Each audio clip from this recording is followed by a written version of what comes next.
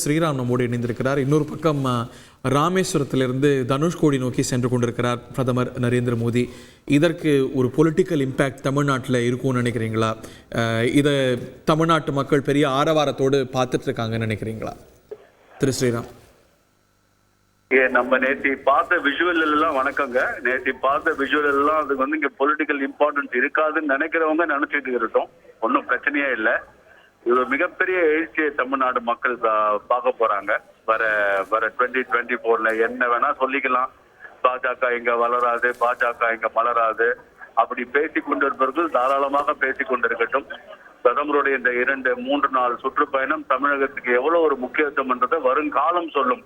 அப்பதான் அது இதை ஒரு எக்ஸாம்பிளா கோட் பண்ணுவாங்க. இப்ப வந்தது பிறகுதான் இது நடந்தது என்று கோடிட்டு காட்டுற அளவுக்கு ஒரு எழுச்சியை நீங்க பார்க்க தான் போறீங்க. இது ஒரு மிகப்பெரிய ஒரு மாற்றத்துக்கான இந்த பயணம் அமையும் மாற்று கருத்து இல்லைங்க.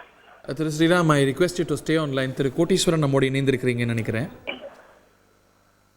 ரைட்டு, இது ஒரு பெரிய இம்பேக்ட் இருக்கும்னு நினைக்கிறீங்க. இது நீங்க ஆன்மீக பயணம்னு சொல்றீங்க திரு ஸ்ரீராம். இது ஆன்மீக பயணமா இல்லை இது அரசியல் கணக்கா? இல்ல, முக்கியமா இந்த விஷயத்தை பொறுத்த வரைக்கும் அது ஆன்மீக பயணம் தான். அதுல ஒன்னும் அரசியல், நார்மலா அரசியல் எல்லாத்துலயுமே அரசியல் தானாக சில நேரத்துல கலக்கப்படும், அதை நம்ம மறுக்கிறதுக்கு இல்ல. இது நிச்சயமாக அவர் ஆன்மீக பயணமாக வராரு. ஆனா வரதுல நிச்சயமாக மக்களுடைய எழுச்சி அது ஆட்டோமேட்டிக்கா அது அரசியல் பார்வையும் அதுல கலக்கும். உண்மையா தமிழகத்திற்கான இம்பார்ட்டன்ஸை எவ்வளவு காலமாக அவர் பேசுகிறார்ன்றத ஒரு செயல்லையும் அவர் நிரூபிக்கிறார்.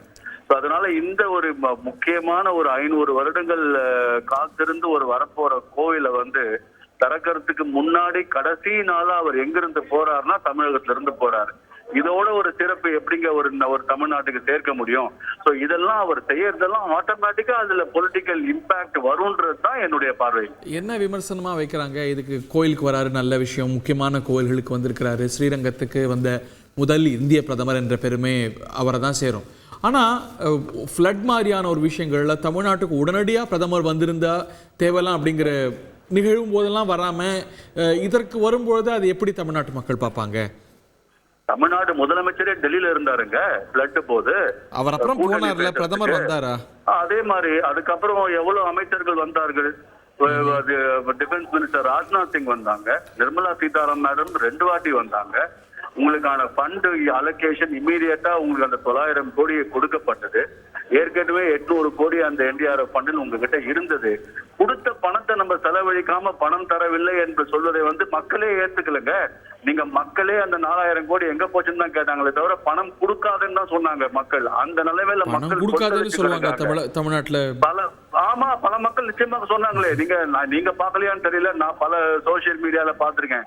பணம் கொடுக்கக்கூடாதுன்ற அளவிற்கான மக்களின் கோபம் இருக்கு. சோ நீங்க எல்லாத்தையும் மத்திய அரசாங்கத்து மேலேயே நீங்க பழி சொல்லிட்டு நீங்க எஸ்கேப் ஆகலான்ற அந்த ஒரு தாட் இனிமே எடுப்படுன்றதுல எனக்கு ஒப்புமை இல்லைங்க. நன்றி திரு எஸ். ஸ்ரீராம்.